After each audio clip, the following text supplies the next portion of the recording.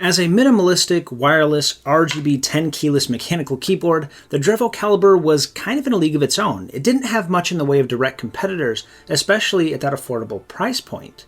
While I did like the board quite a bit, so much so that I bought it with my own money, which I don't have to do considering how many keyboards we get in here, I liked it a lot, but I had several critiques that I brought up in a follow-up revisited video. Well, hot off the heels of the success of their recent Blademaster series, Drevo have turned their attention back over to the Calibur for a version 2. So let's see if they've managed to resolve some of those criticisms while still maintaining that unique charm that the original had.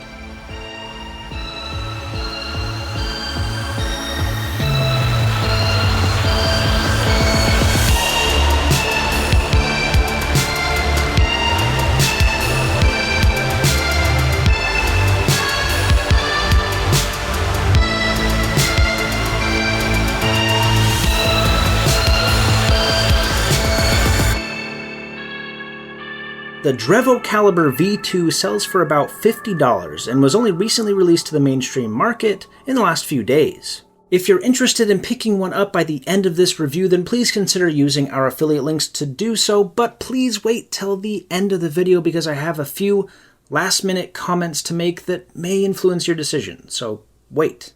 The Calibur has traditionally been defined by an affordable price, impressive features, and compact stature. It looks very similar to the version 1 Calibur, but with some additional accent lighting and even more compact stance. This model in particular is matte black, but they will soon be offering a white version as well. Unboxing the product, you'll find the keyboard, a detachable USB-C cable, and magnetic feet. Yes, magnetic feet. We'll get back to that. A keycap puller, and your requisite documentation. As I mentioned, it is fully mechanical and offers Autemu blue, red, and like this model here, brown switches. It also has RGB lighting like its predecessor, but now with more effects than ever before, with 19 different effects to choose from on the main board and 9 effects and colors to select from in the accent lighting. So you can go really crazy with the customization options and also change how quickly the effects change and how bright they are. All of those features are modified on the board itself. As a general rule, I prefer it that way. Now, Drevo does have some half-decent software, and if you look at the documentation they provided, it indicates that you should go to Drevo's website and download the Power Console software. Only the Blademaster works with it for now, but again, this keyboard just came out, so that could be support that's coming down the road. Now let's talk about those magnetic feet. This is definitely a first for me. You're not going to see any flip out feet here. No, if you need to lower the keyboard, you simply remove the feet and I guess hold on to them. This is also the Tournament Edition, and very similar to its Blademaster brethren, there will also be a Pro version offered that supports wireless connectivity. That was my biggest critique of the original Drevo Calibur, is that Bluetooth connection just at best was inconsistent and at worst was outright frustrating. It wasn't great, and honestly I ultimately said that you should keep it wired as much as possible, especially if your game depends on it. So them offering a more premium wireless experience that costs more money, I think is a very smart option, because if you don't want wireless, you can just stick with the base model Tournament Edition and save a little bit of money. The experience with the Calibur V2 is just as cathartic as the V1. Typing is very smooth, it takes up almost no space on your desk, it's really just a pleasure to use. These brown switches feel great, but they're definitely a little bit louder than most other brown switches I've used before.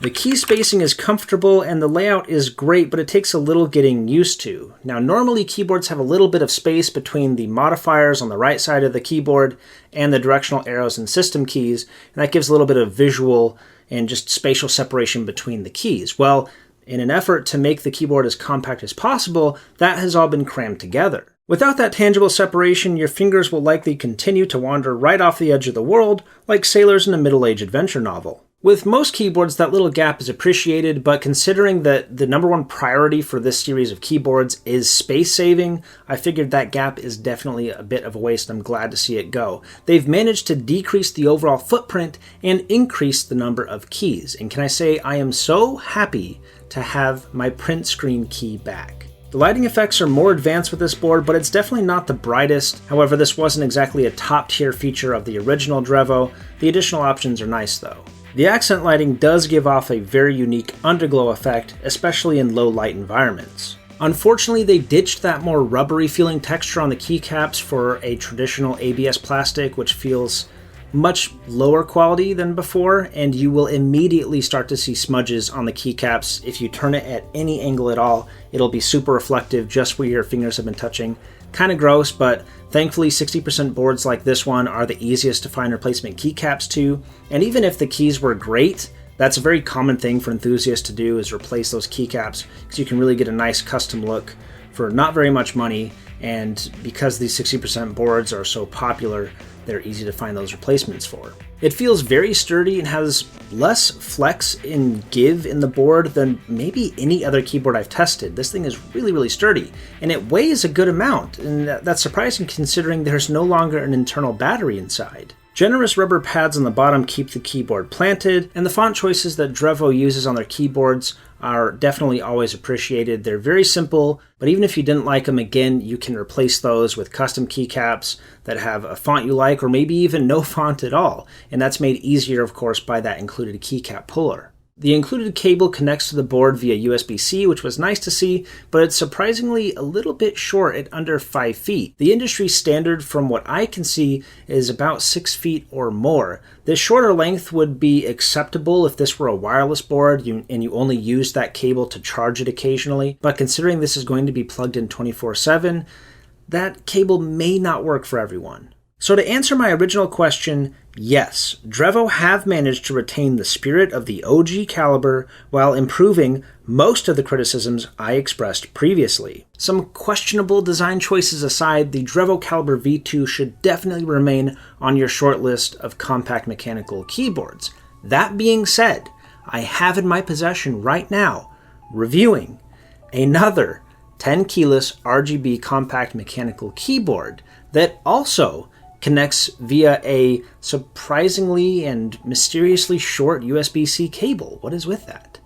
But this other keyboard that I'm reviewing right now is even more compact and even less expensive than the already impressive $50 Drevo Calibur V2. That review is going to be coming in about 2 weeks if you're watching this video when it releases. If you're watching this in the future, then there will be a card right there where you can link to the video directly. If you can't wait that long and you just need to get the Drevo Calibur V2 in your hands right now for your life to be complete, then please feel free to use my affiliate link down in the video description to pick one up over on Amazon to get a small kickback for that, and we definitely appreciate it. If you want to watch other video reviews that we've done recently, please check those out here. Keyboards, headsets, mice, all that fun stuff, and make sure you're subscribed so you know when our newest content is ready to watch. Thanks for watching this one, and we'll catch you in the next one.